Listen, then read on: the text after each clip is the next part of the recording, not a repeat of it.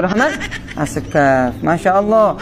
Beliau mengatakan apa? Syawari' at-tarim syekh man la lahu syekh. Syawari' at-tarim syekh liman la lahu syekh. Jalan-jalannya kota Tarim itu bisa dijadikan guru, bisa dijadikan murabbi, bisa dijadikan ustadz, syekh untuk orang-orang yang tidak punya ustadz. Cukup inti lihat jalan-jalan Tarim, sudah inti bisa sampai kepada Allah Subhanahu wa taala, bisa inti menjadi wali karena jalan-jalannya Tarim. Indonesia natijah min nataij Tarim. Indonesia ini adalah buah dari gerakan dakwah ulama Tarim. الخير والنور الذي وصل إلى إندونيسيا بواسطة العلماء من آل بيت النبي محمد الذين هاجروا من تريم من حضرموت إلى إنديا ثم إلى إندونيسيا. Islam yang ada di Indonesia ini adalah sumbernya daripada ulama dan ahlul bait yang dari kota Tarim Hadramaut yang hijrah dari negerinya mampir ke India kemudian datang ke Indonesia. Kalau dulu Al-Imam Ahmad Rifai ketika dia ziarah ke makam Rasulullah sallallahu alaihi wasallam disaksikan dengan 12.000 orang rombongan beliau, lantas di hadapan pusara Nabi Muhammad dia berkata, fi halatil bu'di ruhi kuntu ursiluha tuqabilul arda ani fahiya naibati ha daulatul ashbah qad hadarat famdud yaminaka kay tahdha biha syafati. Dulu waktu saya jauh di kampung saya, tiap hari saya hanya mengirim ruh cinta saya kepada engkau, mencium tanah ini. Sekarang jasad sudah hadir berjumpa dengan jasad, ulurkan tanganmu agar bisa aku cium langsung. Maka itu 12.000 orang menyaksikan tangan keluar dari kuburannya Rasulullah dicium oleh Imam Ahmad Ar-Rifai radhiyallahu anhu warḍah, dengan disaksikan 12.000 orang yang hadir radhiyallahu anhum ajma'in. Tawasul di makamnya kontan. Nanti ora nyicil, berarti ora nyicil. Kobule ora nyicil, langsung kontan. Ibarat kayak doa itu Habib Soleh Al-Hamid Tanggul. Kontan langsung seketika langsung kabul dari Allah. Hada Imam Ali bin Ali Khalaqasam radda Rasul alaihi mithla salamihi ya Syekh fa'ajab lil fakharil ajma'i.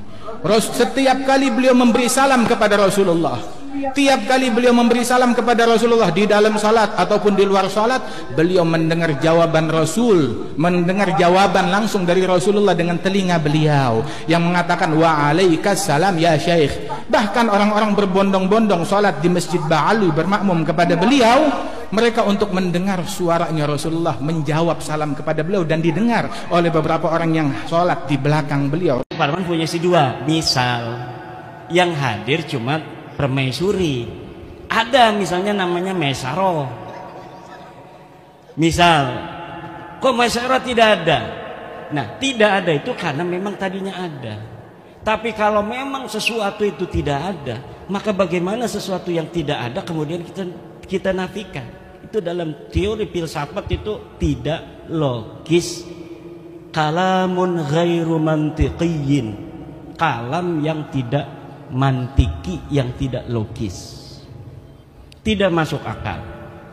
Nah, ini akan panjang ini karena semuanya sudah paham. Nanti kita di dalam diskusi aja bahwa begini kesimpulannya. Untuk mengetahui dia diisbat cucu Nabi atau tidak, itu menggunakan metodologi nasab, ilmu nasab dan kitab nasab. Secara kitab nasab mereka sudah hakul yakin kata Ramai Rama bahwa mereka bukan cucu Nabi. Untuk mengetahui apakah mereka ini nama-nama yang disebutkan sampai Ahmad bin Isa itu sosok historis, orangnya betul-betul ada atau tidak, itu menggunakan pendekatan historis, yaitu melalui menelusuri nama-nama keluarga mereka ini dalam kitab-kitab sejarah. Dan dalam penelitian penelusuran saya mengenai nama-nama keluarga mereka, dari mulai Abdurrahman Segaf,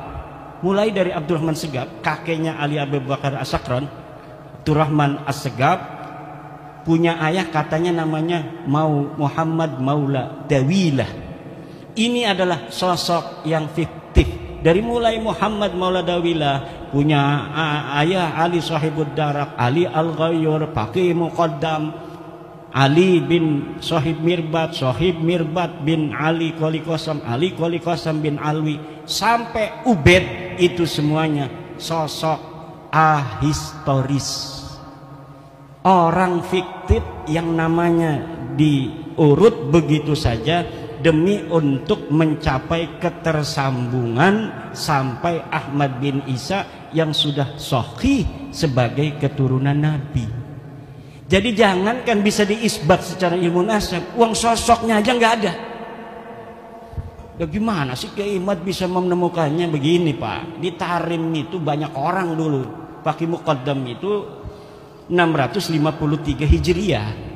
653 Hijriah di Tarim itu banyak ahli-ahli agama, ulama-ulama besar. Ada kitab-kitab nasab sejarah yang ditulis. Kejadian apa saja yang terjadi di Tarim itu ada dalam kitab Al-Yafi'i, dalam kitab Tabaqat Fuqaha'il Yaman, dalam kitab As-Suluk, semuanya diterangkan. Ada kejadian pembunuhan para fuqaha 560 Hijriah itu, ada penyerbuan dari kerajaan membunuh para kiai-kiai karena perbedaan dalam cara pandang keagamaan. Tapi tidak ada satupun nama-nama yang disebutkan ulama baik yang dibunuh maupun tidak dibunuh dari keluarga Ba'alwi. Kenapa? Karena memang waktu itu mereka tidak ada di Tarim. Mereka belum ada di Tarim. Mereka pindah dari India masuk itu sekitar sebelum abad 9 Hijriah, beberapa puluh tahun sebelumnya. Kemudian menyusun sebuah kekuatan di situ, kesejarahan palsuin semua ulama-ulama di sana. Direbut nasabnya orang, kemudian yang direbutnya itu diingkirodkan. Ini mereka kan nyantol ke Abil Jadid, ulama Hadramaut, Sarip Abul Jadid. Nasabnya diambil, Abul Jadidnya dihancurkan. Bahwa Abul Jadid ini tidak punya keturunan hari ini abad 9. Sama juga dengan Wali Songo. Wali Songo diambil itu sejarahnya, dibelokkan nasabnya ke Hadramaut, keturunannya dihilangkan bahwa mereka tidak punya keturunan. Ini yang akan terjadi kalau tidak ada bab nasab